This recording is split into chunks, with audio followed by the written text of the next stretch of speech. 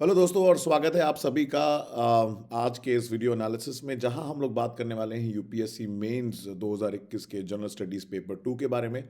तो चर्चा करेंगे जहां से क्वेश्चंस आए हैं उसके सोर्सेज के बारे में और कैसे इन क्वेश्चंस को अटेम्प्ट करना था और साथ ही साथ क्या स्ट्रैटेजी होनी चाहिए आने वाले एग्जाम जो कि 2022 या 2023 में है। तो इसके पहले कि हम क्वेश्चन देखें एक जनरल ओवरव्यू ले लेते हैं हम जो पेपर आया है उसके बारे में। तो अगर आप देखेंगे जिस हिसाब से हमारा ये पेपर आया है जनरल स्टडीज़ 2 का ओवरऑल आप देखेंगे तो इसकी डिफ़िकल्टी लेवल जो है वो मॉडरेट लेवल की कह सकते हैं हम लोग।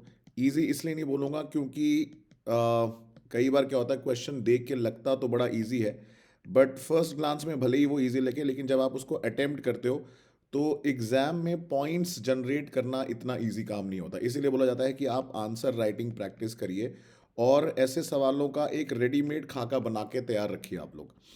तो इसीलिए मैं ये नहीं बोलूँगा कि ये क्वेश्चन पेपर बहुत इजी था। जनरली यूपीएससी के पेपर लगते इजी हैं बट जब आप अटेम्प्ट करेंगे तो ये सब चीज़ों को ध्यान देना होता है कि क्वेश्चन में आप कितने पॉइंट्स जनरेट कर पा रहे हैं 10 मार्कर्स या 15 मार्कर क्वेश्चन में। दूसरी चीज़ बहुत ज़्यादा डोमिनेंस है करंट अफेयर्स का। अगर आप डेली न्यूज़पेपर पढ़ रहे हैं और उसके नोट्स बना रहे हैं तो आपके लिए पेपर काफ़ी आसान होगा। और अगर आपने नोट्स नहीं बनाए हैं तो थोड़ी डिफ़िकल्टी हो सकती है बिकॉज़ एक साथ इतने सारे पॉइंट जनरेट करना ऑन अ स्पेसिफिक टॉपिक थोड़ा डिफ़िकल्ट है। तो इसलिए अगर आप नोट्स बना रहे हैं तो आपके लिए काफ़ी ईज़ी रहेगा। आप नोट्स खुद बनाएँ या फिर अगर आप मैगज़ीन्स भी रेफ़र कर रहे हैं उससे भी कई हद तक काम चल जाएगा लेकिन फिर भी वो क्या है वो यूनिक पॉइंट्स नहीं होंगे। तो बेटर ये है कि आप अपने सेल्फ नोट्स ज़रूर बनाएं। खुद के नोट्स बनाना ज़्यादा बेटर रहता है, ज़्यादा कन्वीनियंट भी होता है। डेली बनाओगे तो ईजी रहेगा। लास्ट मिनट पे अगर आप रिवीजन करोगे सारी मैगजीन से तो कुछ लोगों के लिए वो स्ट्रैटेजी वर्क करती है बट शायद आपके लिए स्ट्रैटेजी वर्क ना करे। तीसरी चीज़ स्टैटिक पे भी आपको अपनी कमांड बनानी है। स्टैटिक जो टॉपिक्स हैं स्पेशली जो आपके सिलेबस में दिए हुए हैं, बहुत लोग तो सिलेबस ही नहीं देखते हैं मेंस के पेपर का। आपको सिलेबस देखना बहुत ज़रूरी है क्योंकि सिलेबस से डायरेक्टली क्वेश्चंस आए हैं। जो वर्ड्स और कीवर्ड्स मेंशन किए गए हैं सिलेबस के अंदर उसको डायरेक्टली पिकअप किया गया है। और ये लास्ट कुछ कुछ सालों से यूपीएससी का ट्रेंड रहा है कि वो मेंस में एटलीस्ट ये कोशिश करते हैं कि जो भी सिलेबस में डायरेक्टली दिया गया है उससे क्वेश्चन को वो पिक करें। तो ये एक जनरल परसेप्शन है जीएस 2 पेपर का। जीएस 1 और जीएस 3 में भी सिमिलर ट्रेंड देखने को मिला और ऐसा कोई सवाल अनएक्सपेक्टेड नहीं लगा जिसको आप कह सकते हैं कि out of the box question आ गया हो। एक सवाल को छोड़ दिया अगर फाइनेंस कमीशन का कंपैरिजन के बारे में एक सवाल आया था। अदरवाइज मेजरली आप देखेंगे कि क्वेश्चन जो है paper is on the line जो यूपीएससी पूछता रहा है। तो चलिए ज़्यादा समय ज़ाय किए बिना हम लोग सवाल देखते हैं और उसके बारे में मैंने साथ में ये कुछ चीज़ें मेंशन करी हैं जो मैं अपने लेक्चर्स में कवर करता हूं जहां से इन क्वेश्चंस को आप अटेम्प्ट कर सकते थे। तो पहला सवाल है कॉन्स्टिट्यूशनल मोरालिटी को लेके कि ये rooted in the constitution itself and is founded in the essential facets. Explain the doctrine of constitutional morality with the help of relevant judicial decisions. अब ये कॉन्स्टिट्यूशनल मोरालिटी के ऊपर जो सवाल आया है, पहले बात तो आपको ये बताना है कॉन्स्टिट्यूशनल मोरालिटी होती क्या है और साथ साथ यूपीएससी ने आपसे ये भी पूछा है कि आप जुडिशियल डिसीजंस के बारे में बताइए। तो best example would be Sabarimala क्योंकि इसके बारे में काफ़ी ज़्यादा बात हुई थी सबरीमाला के जजमेंट में। और नवतेज सिंह जो केस है that is regarding section 377 that is homosexuality के बारे में कॉन्स्टिट्यूशनल मोरालिटी का जस्टिस दीपक मिश्रा ने सबरीमाला केस और जो होमोसेक्सुअलिटी केस उसमें स्पेसिफिक रेफरेंस दिया था। उसके अलावा और भी 2-3 जजमेंट्स हैं बट अगर आप इनको भी कोट करते हो तो आपका काम हो जाएगा। सिमिलरली राइट टू प्रिवेसी का जो जजमेंट है उसमें भी इसके बारे में बात की गई थी दैट इज के एस पुत्तास्वामी जजमेंट। इस इन 3 मेजर जजमेंट्स को आप कोट कर सकते थे इस स्पेसिफिक क्वेश्चन में। इसके अलावा कॉन्स्टिट्यूशनल मोरालिटी क्या होती है सॉरी, कॉन्स्टिट्यूशनल मोरालिटी का मतलब होता है कॉन्स्टिट्यूशन में दिए गए सिद्धांतों को फॉलो करना और साथ साथ उस पे सिर्फ अड़े ना रहना क्योंकि हमारा संविधान एक इवॉल्विंग डॉक्यूमेंट है, एक लिविंग डॉक्यूमेंट है। तो मोरालिटी जो है उसका मतलब ये भी है कि संविधान के प्रिंसिपल्स को फॉलो करते हुए उसके साथ इवॉल्व होना और अगर सर्कमस्टांसेस चेंज हो रहे हैं उसके हिसाब से आपका जो कॉन्स्टिट्यूशन की समझ है और उसका इंटरप्रिटेशन भी चेंज होगा।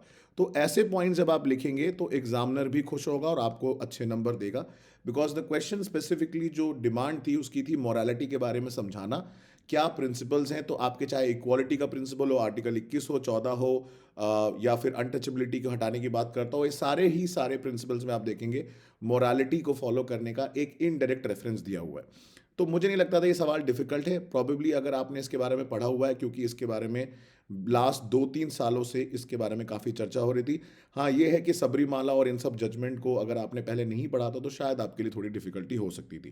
खैर बहरहाल इसको मैंने अपने पॉलिटी कोर्स में काफ़ी डिटेल में और स्पेशल क्लासेस में, फ्री स्पेशल क्लासेस मैंने कवर किया है।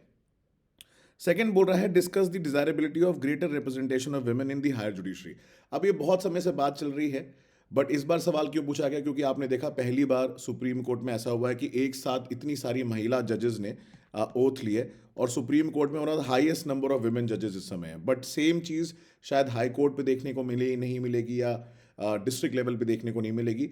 स्टिल सबॉर्डिनेट जुडिशरी में आप देख सकते हैं ज़्यादा कंपैरेटिवली ज़्यादा नंबर है, हायर जुडिशरी में इतना नंबर आपको देखने को नहीं मिलेगा।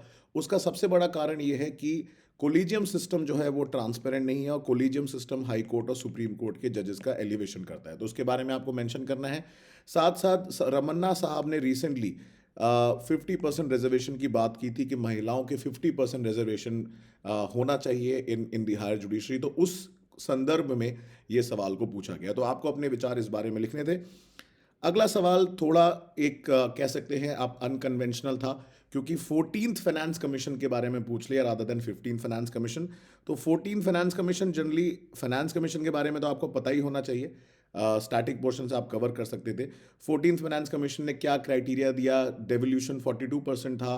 15th फाइनेंस कमीशन जब आप पढ़ते हैं तो जनरली आप प्रीवियस फाइनेंस कमीशन से उसका कंपैरिजन करते हैं। हिली रीजन को कितना क्राइटेरिया था, इस बार उसको बढ़ा दिया गया। बाकी पॉपुलेशन को कितना क्राइटेरिया दिया गया है, उसको इस बार चेंज किया गया, नहीं चेंज किया गया, क्योंकि 15th फाइनेंस कमीशन बहुत ज़्यादा न्यूज़ में था, और इसका टेन्योर भी जो आप देखेंगे दोबारा एन के सिंह साहब को अपॉइंट किया गया। तो उस कॉन्टेक्स्ट में आप कह सकते हैं कि इस सवाल को पूछा गया, बट सरप्राइजिंग बात थी कि 14 पूछा। तो ये सवाल फिर भी मैं मान सकता हूँ कि एक स्पेसिफिकली किसी इंडिविजुअल के लिए थोड़ा डिफिकल्ट होगा, बिकॉज आप इतने सारे पॉइंट्स वहाँ पे जनरेट नहीं कर सकते थे। बट फिर भी अगर आप फाइनेंस कमीशन एक्सप्लेन करते, 15 फाइनेंस कमीशन के कॉन्ट्रास्टिंग पॉइंट्स देते, तो शायद आपको यहाँ पे 10 में से 3 नंबर तो फिर भी मिल सकते थे, 3-4 number, which is not a bad, which is not bad at all, because at least it is getting better, better than getting zero in the question. तो छोड़ने से बेटर है कि आप एटलीस्ट कुछ लिख पाते, एग्जामिनर आपको नंबर देता। एंड ट्रस्ट मी, मेंस में एक एक नंबर की बहुत वैल्यू होती है। अगले सवाल पे आते हैं, to what extent in view the parliament is able to ensure accountability of the executive in India. पहली चीज इस सवाल को देखते ही आपके माइंड में आनी चाहिए, वो थी क्वेश्चन आवर, क्योंकि लास्ट ईयर आपको याद होगा क्वेश्चन आवर सस्पेंड हो गया था। Question hour, no confidence motion, censor motion, public account committee की वर्किंग, जो कमिटीज की वर्किंग होती है उनका काम होता है सरकार के ऊपर सवाल उठाना, उनको ऊपर दबाव बनाना और उनकी अकाउंटेबिलिटी इंश्योर करना। तो आपको वो सारे मैकेनिज्म लिखने थे जिसके तहत एक संसद जो है, एक पार्लियामेंट जो है, एग्जीक्यूटिव की, सरकार की अकाउंटेबिलिटी इंश्योर करता है। तो इसके बारे में आपको पॉइंट्स अपने विचार विमर्श करने थे। आई थिंक ये इजी क्वेश्चन था, इतना डिफिकल्ट नहीं था। अगला सवाल है प्रेशर ग्रुप्स के बारे में, कि वो कैसे वाइटल रोल प्ले करते हैं पब्लिक पॉलिसी मेकिंग में, और इन्होंने स्पेसिफिकली बिजनेस एसोसिएशंस की बात की है। तो पहले आपको प्रेशर ग्रुप समझाना है कि वो क्या काम करते हैं, उनका रोल क्या है, and how they are different kinds of pressure groups, कौन कौन से होते हैं। इसके बाद कुछ प्रेशर ग्रुप्स जो है वो लीगल तरीकों से चीज़ें करते हैं, कुछ इलीगल तरीके से करते हैं, एनोमिक जिनको हम बोलते हैं। फिर आपको बिजनेस एसोसिएशन लाइक फिक्की या ट्रेड एसोसिएशंस अलग अलग हैं, वो कैसे फेवरेबल बिजनेस पॉलिसीज बनाने के लिए सरकार पे प्रेशर बनाते हैं। तो स्पेसिफिकली आपको यहाँ पे बिजनेस एसोसिएशंस पे थोड़ा ज़्यादा फोकस करना था। Again a very easy question, इतना डिफिकल्ट नहीं है, डायरेक्टली सिलेबस से पूछा गया है। अगला सवाल है moral imperative of welfare state, primary health structure is a necessary pre condition for sustainable development. तो डीपीएसपी में हमारे वेलफेयर स्टेट की स्थापना की बात की जाती है, तो उसके अलावा प्राइमरी हेल्थ पे तो फोकस है, लेकिन प्राइमरी हेल्थ स्ट्रक्चर जो है इन्होंने बोला है कि वो नेसेसरी प्री कंडीशन है फॉर सस्टेनेबल डेवलपमेंट। तो एसडीजी जो गोल है आपका, उसको हेल्थ फॉर ऑल अचीव करने के लिए, या यूनिवर्सल हेल्थ कवरेज या हेल्थ फॉर ऑल के प्रिंसिपल्स को हाईलाइट करने के लिए सवाल में बताया गया है। और आप देखेंगे जैसे आत्मनिर्भर पैकेज के अंदर काफ़ी सारी हेल्थ पॉलिसी पे फोकस किया गया, या आयुष्मान भारत जो स्कीम है जो कि सेकेंडरी और टर्शरी लेवल के लिए है, बट फिर भी जो सबसे बड़ी प्रॉब्लम आज के टाइम पे स्पेशली कोविड के दौरान जो फेस की गई वो थी प्राइमरी हेल्थ केयर सेंटर्स की वर्किंग को लेके। चाहे वो वैक्सीनेशन हो, चाहे वो कोविड टेस्टिंग हो, पीएचसीज इतने अच्छे तरीके से काम नहीं कर रहे थे। इसीलिए अगर आपको हेल्थ फॉर ऑल अचीव करना है या वेलफेयर स्टेट की स्थापना करनी है, तो प्राइमरी हेल्थ पे ज़्यादा फोकस भी करना आपको ज़रूरी है। तो आपको उस कॉन्टेक्स्ट में यहाँ पे सवाल को अटेम्प्ट करना था, जो कि करंट अफेयर्स में बहुत सारे आर्टिकल्स आए थे उसके ऊपर। अगर आपके पास पॉइंट्स होते तो आप एग्जाम में लिख सकते हैं। अगला सवाल है, earn while you learn scheme needs to be strengthened to make vocational education and skill training. तो स्किल इंडिया से लेके मल्टीपल स्कीम्स है गवर्नमेंट की जो learning at the same time working को प्रमोट करती हैं, चाहे वो कम्युनिटी डिफरेंट कम्युनिटीज़ के लिए हो या माइनॉरिटीज़ के लिए हो या फिर वो भले ही एक जनरल पॉपुलेशन के लिए हो। तो आप उन मल्टीपल स्कीम्स को यहाँ पे कोट कर सकते थे और उसके कॉन्टेक्स्ट में आप यहाँ पे आंसर लिख सकते थे। तो ये भी एक सवाल है जो कि पूरा का पूरा करंट अफेयर्स में गवर्नमेंट स्कीम्स के ऊपर आया है। इसमें आप स्टेट स्पेसिफिक स्कीम्स को भी मेंशन कर सकते थे। आठवां सवाल है, can the vicious cycle of gender inequality, poverty और मैल नरिशमेंट और malnutrition be broken through micro financing of women through SHG. Self help group directly आपके सिलेबस में दिया हुआ है जीएस2 के। सेल्फ हेल्प ग्रुप का रोल क्या होता है, सेल्फ हेल्प ग्रुप जो आपका महिलाएं हैं कैसे स्टैब्लिश करती हैं, कैसे वो विमेन एम्पावरमेंट की तरफ ले जाता है, वो महिलाएं पैसे कंट्रीब्यूट करके बैंक से लोन लेती हैं और कैसे बिजनेस स्टार्ट करती हैं, वो इनकी पावर्टी एलिवेशन, मैल नरिशमेंट के चैलेंजेस को टैकल करता है। तो ये एक आप कह सकते हैं संपूर्ण तरीके से मल्टीपल एंगल्स को टच करता हुआ सवाल है, जिसमें आपको एसएचजी को एक्सप्लेन करना है और उसको बताना है कि सेल्फ हेल्प ग्रुप्स जो हैं वो भारत में इतने सारा काम कर रहे हैं। स्पेशली कोविड में आप देखेंगे जैसे कुदुम्बश्री करके एक बहुत फेमस केरला का मॉडल है, सिमिलरली आंध्रा और राजस्थान में बहुत सारे महिला सेल्फ हेल्प ग्रुप्स हैं जिन्होंने बहुत ही बेहतरीन काम किया है, चाहे वो इनइक्वालिटी रिडक्शन हो, चाइल्ड मैरिज प्रिवेंशन हो, विमेन विडो रीमैरिज हो, पॉवर्टी हो, मैलनरिशमेंट हो। यहाँ तीन चीज़ों के कॉन्टेक्स्ट में बात की गई है। इसमें से आप data national family health survey 5 जो रिसेंटली लॉन्च किया गया उसका डेटा भी आप करंट इश्यूज से यूज़ कर सकते थे। अगले सवाल की तरफ बढ़ेंगे। नौवां सवाल है, in the last few decades of where Asia's growth story the next few are expected to be Africa in the light of the statement examine India's influence in Africa. Now मैं बहुत समय से अपने स्टूडेंट्स को ये बात बता रहा हूँ कि अफ्रीका से बहुत समय से सवाल नहीं आया, चाहे वो प्रीलिम्स में रहा हो और या चाहे वो मेंस की बात रही हो। तो अफ्रीका में अगर आप देखेंगे सवाल जो है वो आने की पूरी संभावना थी और जैसा कि हुआ, तो आप इसको किसी भी पहले तो स्टैटिक बुक से रेफर करके आप इसका डिटेल जानेंगे कि अफ्रीका में हमारा किस तरीके का इंगेजमेंट, और बहुत सारे आर्टिकल्स आए थे चाहे द हिंदू हो या इंडियन एक्सप्रेस हो जिसके बारे में इसकी बात की गई थी।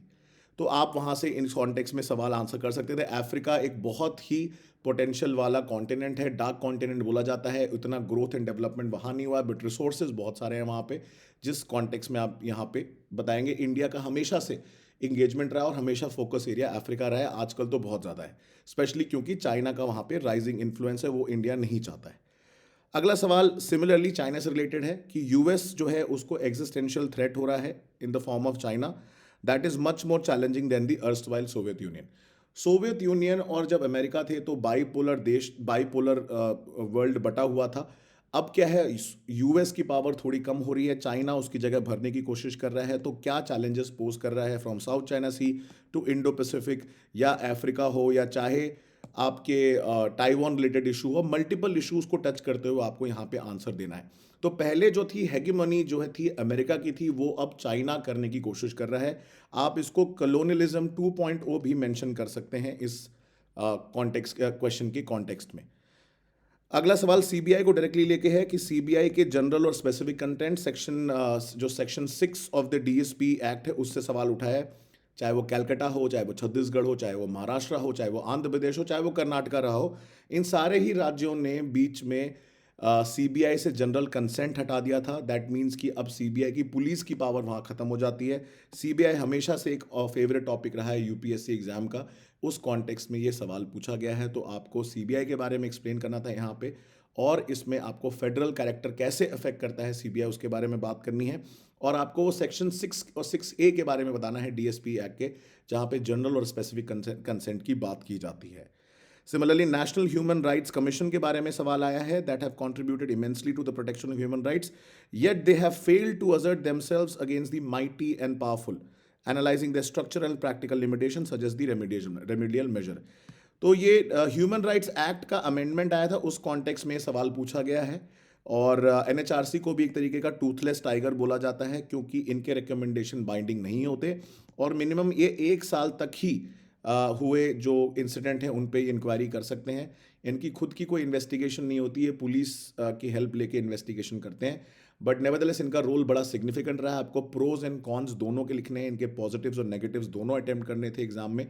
बट हाँ, आपको एक वे फॉरवर्ड सजेस्ट करना था कि इसको एक्ट को अमेंड करके इनके स्ट्रक्चर में थोड़े बाइंडिंग रिकमेंडेशन या थोड़ा और इन्वॉल्वमेंट होना चाहिए पुलिस एंड जो है बॉडीज़ का। उस कॉन्टेक्स्ट में आप इन सवालों को अटेम्प्ट कर सकते थे। उसके अलावा राइट टू इक्वालिटी के बारे में पूछा है कि क्या इंडिया और अमेरिका में क्या डिफरेंस इसके बारे में। पहली चीज़, आप इक्वालिटी के बारे में यहाँ एक्सप्लेन करेंगे दोनों ही देशों के लिए। इंडिया ने बहुत कुछ बोरो किया है अमेरिकन कॉन्स्टिट्यूशन से, और साथ साथ अमेरिकन कॉन्स्टिट्यूशन में जो डिफरेंसेस हैं इंडिया के साथ वो ये हैं कि इक्वालिटी में वहाँ पे बात भले ही सब लोगों के बराबरी की होती हो, इंडिया में इक्वल प्रोटेक्शन ऑफ लॉज की भी बात है। और यहाँ पे अफर्मेटिव जो एक्शन है, दैट मीन्स रिजर्वेशन के एक पॉइंट को आप रख सकते हैं जो कि यूएस में नहीं है। वहाँ इक्वालिटी की बात है, लेकिन वहाँ पे सोशल जस्टिस और इनजस्टिस जो हुआ है उसको करेक्ट करने के लिए कोई एफर्मेशन जैसा प्रिंसिपल मेंशन नहीं किया गया है। ये आपका इंडिया में इंश्योर किया जाता है। तो इस कॉन्टेक्स्ट में आप कुछ जजमेंट्स कोट कर सकते थे और इसको आप और डिटेल में एक्सप्लेन कर सकते थे। तो ये भी अगेन सिलेबस से लिंक्ड है, comparison of Indian constitution with other constitutions of the world and features that have been compared और borrowed from the other constitution. तो अगेन सिलेबस लिंक्ड क्वेश्चन है। अगला बोल रहा है लेजिस्लेटिव काउंसिल आपके कैसे स्थापित किए जाते हैं। This is in recent context of the Andhra Pradesh legislative assembly, जहां पे उन्होंने लेजिस्लेटिव काउंसिल के स्टैब्लिशमेंट की बात की। फिर उसके बाद आप देखेंगे बहुत सारे राज्यों में इसको फिर हटाने की बात की गई। तो ये बड़ा सिंपल सा सीधा सवाल है जो किसी भी आप स्टैटिक बुक से कवर कर सकते थे, जो कि क्योंकि आपको पता है कि ये काउंसिल्स जो होते हैं वो पॉलिटिकल एम्बिशंस को सेटिस्फाई करने के लिए होते हैं।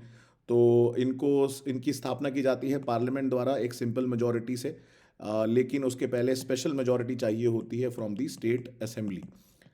तो सिंपल सा सवाल है, इसमें ज़्यादा कुछ ऊपर नीचे करने के लिए नहीं है। अगला है departmental related parliamentary standing committees जो हैं, क्या जो do they keep the administration on it's toes and inspire reverence for parliamentary control.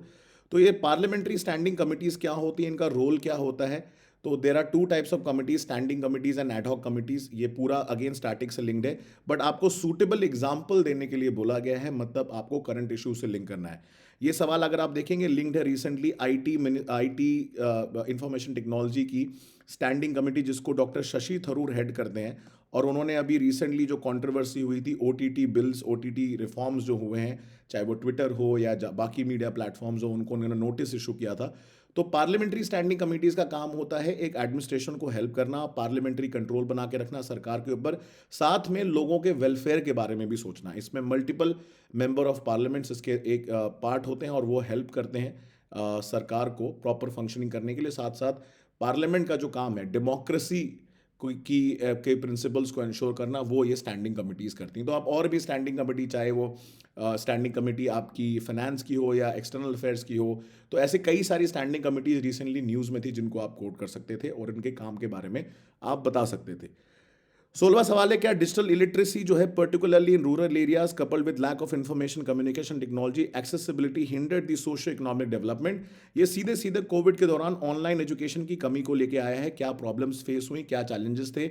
और इलिटरेसी जो है, डिजिटल इलिटरेसी की बात की गई है कि अभी भी लोगों को स्मार्टफोन यूज़ करना नहीं आता, अगर है भी तो वो यूज़ नहीं कर पाते बिकॉज लिमिटेड रीच है, इंटरनेट कनेक्शन उतना स्ट्रॉन्ग नहीं है। और अभी भी जो इंफॉर्मेशन कम्युनिकेशन टेक्नोलॉजी या ब्रॉडबैंड या इंटरनेट पेनिट्रेशन उतना सिग्निफिकेंट नहीं हुआ इंडिया में, दो बहुत ज़्यादा इंप्रूवमेंट है पहले के सालों से।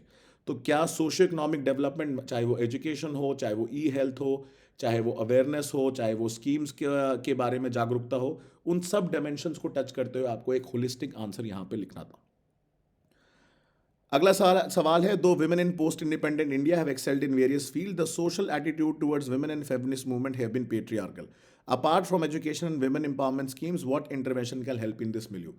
तो ये ऑलरेडी बोल रहा है कि विमेन पोस्ट इंडिपेंडेंट इंडिया में काफ़ी चीज़ों में जो है एक्सेल कर चुकी हैं, लेकिन उनके अभी भी तरफ जो एटीट्यूड है वो पेट्रियार्कल है। तो उसको कैसे इम्प्रूव किया जाए, तो आप क्या सजेस्ट करेंगे apart from education and women empowerment. तो आप उनके हेल्थ के बारे में बात कर सकते हैं, ठीक है। आप और मल्टी डायमेंशनल व्यू पॉइंट्स यहाँ पे रख सकते थे, क्योंकि एजुकेशन और इनके बारे में तो हर कोई बात करता है। सोशल अवेयरनेस कैसे आप बढ़ा सकते हैं, क्योंकि अभी आप देखेंगे महिलाएं जो हैं अपने जो ट्रेडिशनल रोल्स है उनसे बाहर निकल रही हैं, ग्लोबलाइजेशन का इम्पैक्ट आप डाल सकते थे, सोसाइटी का क्वेश्चन एक्चुअली लिंक कर दिया गया है यहाँ सोशल जस्टिस के टॉपिक में। तो इन सारे डायमेंशन को टच करते हुए कैसे caste based barriers, marriage barrier को महिलाएं आजकल तोड़ रही हैं, तो उसमें और क्या इंटरवेंशन हो सकता है, स्टेट की तरफ से क्या सपोर्ट हो सकता है, सिविल सोसाइटी की क्या क्या सपोर्ट हो सकती है, एक जनरल पब्लिक की तरफ से क्या परसेप्शन है महिलाओं के प्रति, और वो कैसे महिलाएं चेंज करी, उनको आपको यहाँ पे एड्रेस करना था। 18वां सवाल है, can civil society and NGO present an alternative model of public service delivery to benefit common citizen, discuss the challenges. देखिए, स्टेट जो है हमेशा एनजीओ के साथ तब इन्वॉल्व होता है क्योंकि उसके पास लिमिटेड रिसोर्सेज होते हैं और वो हर जगह नहीं पहुंच सकता। इस वजह से स्टेट जो है वो टाई अप करता है एनजीओ से। एनजीओ की ज़्यादा पहुंच है, एनजीओ की बहुत ज़्यादा एक्सेप्टेबिलिटी है, तो इसलिए आप देखेंगे रिसेंटली बहुत सारे एनजीओ को लेके एफसीआरए रूल्स भी न्यूज़ में थे, उस वजह से सवाल पूछा गया है। तो एनजीओज मिल के अगर प्राइवेट सेक्टर सरकार के साथ मिलके काम करता है तो सिटीजन्स सर्विस डिलीवरी और इम्प्रूव हो जाती है। तो इसमें मल्टीपल मॉडल्स हैं जो आपके सजेस्ट कर सकते थे, आप अलग अलग एग्जाम्पल दे सकते हैं, वो आप चाहे वो केरला हो व कर्नाटका हो, राजस्थान हो, झारखंड हो, छत्तीसगढ़, जहाँ पे एनजीओज बहुत बेहतरीन काम कर रहे हैं। अगेन करंट अफेयर्स न्यूज़पेपर से लिंक्ड है, अगर आप न्यूज़पेपर पढ़ रहे हैं तो आपका काम हो जाएगा। शंघाई कोऑपरेशन ऑर्गेनाइजेशन, सीधा साधा सवाल है ऑर्गेनाइजेशन के ऊपर। रीजनल एंटी टेरर जो सिस्टम है उसके अंदर रिसेंटली ये न्यूज़ में था, तो आपको इसके बारे में बताना है कि इंडिया पाकिस्तान यहाँ पे इन्वॉल्व हैं और सेंट्रल एशिया के स्टेबिलिटी के लिए ये ऑर्गेनाइजेशन बहुत इंपॉर्टेंट है। साथ साथ दो कंट्रीज जो हमेशा लॉगर हेड पे रहते हैं लाइक इंडिया एंड पाकिस्तान, वो इसमें इकलौता जो मिलिट्री एक्सरसाइज है जहाँ पे मिलके काम करते हैं वो है this regional anti terror system under SCO. Last but not the least, ये एक्सपेक्टेड क्वेश्चन था क्योंकि ऑकस की स्थापना की गई थी, तो ऑस्ट्रेलिया, यूके, यूएस के जो अभी रिसेंट ये ट्राई नेशन पार्टनरशिप हुई है वो कैसे चाइना के एम्बिशन को काउंटर करेगा इंडो पैसिफिक में। तो आपको इसको क्वाड के कॉन्टेक्स्ट और क्वाड प्लस के कॉन्टेक्स्ट में भी आंसर लिखना है, क्योंकि इंडिया को थोड़ा सा बुरा लगा था इसके बारे में जब यहाँ पे ये ग्रुपिंग की गई। तो अगेन पूरा का पूरा सीधा करंट अफेयर से क्वेश्चन लिंक्ड है। तो अभी आपने देखा कि क्वेश्चन पेपर काफ़ी डायरेक्ट था, करंट अफेयर से लिंक था, और अब बात करते हैं ज़रा कि ऐसा क्या हुआ है कि हमारी जो क्लास है, जो टॉपिक हमने डिस्कस किया उसमें से डायरेक्टली सवाल आ गए। 19 सवाल आउट ऑफ 20 वो हमारी क्लासेस या नोट से डायरेक्टली आए हैं। ऐसा क्यों हुआ है उसका रीज़न आप बेटर समझ सकते हैं, क्योंकि आप स्टूडेंट्स हैं, आप क्लासेस देखते हैं, चाहे वो कॉन्स्टिट्यूशनल मोरालिटी रही हो, रोल ऑफ प्रेशर ग्रुप रहा हो, चाहे वो रोल ऑफ एनजीओ रहा हो, जनरल कंसेंट फॉर सीबीआई हो या सीबीआई के बारे में पढ़ाना रहा हो, चाहे वो आपके आईसीटी बेस्ड प्रोग्राम की रीच हो, पार्लियामेंट्री स्टैंडिंग कमेटी की क्लास रही हो, या फिर पुअर की प्रॉब्लम क्या है, एसडीजी का इशू क्या है। इनफैक्ट इसके ऊपर एक सवाल, सिमिलर सवाल जो मेंस में आया है, हमने क्लास में ऑलरेडी किया हुआ है 6 महीने पहले। फिर चाहे वो फेडरलिज्म की बात रही हो, या एनएचआरसी का इशू रहा हो, या फिर इंडिया की अफ्रीका पॉलिसी के ऊपर सवाल आया हो, या फिर ऑकस के लेके आया हो, जो कि हमने क्लास में डीएनए में डेली न्यूज़पेपर एनालिसिस यूट्यूब पे फ्री अन अकेडमी के चैनल पे मैं लेता हूँ, लास्ट 2.5 साल से रेगुलरली ले रहा हूँ, और वो चीज़ आपकी पेपर में कैसे आ गई है वो आप बेटर समझा सकते हैं। बाकी अफ्रीका के ऊपर जो आंसर करना था क्वेश्चन, कैसे आप ये डायग्राम यूज़ कर सकते थे, कैसे आप इसमें पॉइंट्स जनरेट कर सकते थे, डिफेंस रिलेशन हो, चाहे क्वाड की बात हो, चाहे एससीओ का अगर आपको सवाल दिख रहा है और उसके बारे में आप पॉइंट्स कैसे जनरेट कर सकते थे, सेल्फ हेल्प ग्रुप्स के बारे में पॉइंट्स, चाहे वो प्रेशर ग्रुप्स हो या डायग्राम जो इसका बनाना हो, या फिर फाइनेंस कमीशन की बात हो, या फिर comparison of right to equality हो, ये सारा का सारा क्लास में डिस्कस किया गया था। अब ये आप फ्लूक बोलो, आप ये तुक्का बोलो, या आप इसको अच्छी किस्मत बोलो, या आप इसको जो भी समझो, ये आपके ऊपर है, बट बात तो ये है कि सवाल आया है, और एग्जाम के जस्ट पहले मैंने ये डिस्कस किया था अपनी टीम से कि मुझे ऐसा लगता है कि ये सवाल आने वाले हैं। वो आप सिलेबस का पार्ट बोलो, या एक कह सकते हो एक हंच थी या एक्सपीरियंस था। तो बात बड़ी सिंपल सी है कि ये सब चीज़ें हंच लगती होंगी, बट ये बहुत एक्सपीरियंस के बाद आती हैं। इसीलिए अगर आपको ऐसे एक्सपीरियंस का एक भागीदार बनना है, अगर आपको भी ऐसे एक्सपीरियंस करने हैं और एक बेटर लर्निंग की तरफ जाना है, तो आप इन कोर्सेज को अनअकैडमी पे ज्वाइन कर सकते हैं, चाहे वो पॉलिटी हो जो कि फरवरी में चालू होने वाला है कॉम्प्रिहेंसिव कोर्स, या इंटरनेशनल रिलेशन हो 26 जनवरी को चालू होने वाला है। उसके अलावा डेली मैं फ्री क्लासेस लेता हूँ 8 बजे, जहाँ पे कोई भी आ सकता है, कोई पेमेंट की ज़रूरत नहीं, इट इज़ एब्सोल्युटली फ्री। और मेरी बहुत सारी क्लासेस के जो सवाल हैं, क्लासेस से सवाल वो डायरेक्टली उन क्लासेस से हैं जो मैं फ्री पढ़ाता हूँ, जिसके लिए कोई फीस नहीं पे करनी है, आपको बस लॉगिन करके ज्वाइन करना है। अगर आपको आईआर समझना है बेसिक से, तो आप मेरी बुक को भी रेफर कर सकते हैं। अमेजोन पे टॉप रेटेड बुक है, आप मेरा नाम सर्च करेंगे आपको बुक मिलेगी। सैयद अकबरुद्दीन सर ने इसका फॉरवर्ड लिखा है, जो कि इंडिया के एम्बेसडर रह चुके हैं यूनाइटेड नेशंस में। और डेली न्यूज़ एनालिसिस आप सर्च करेंगे मेरे नाम से, आपको मिल जाएगा।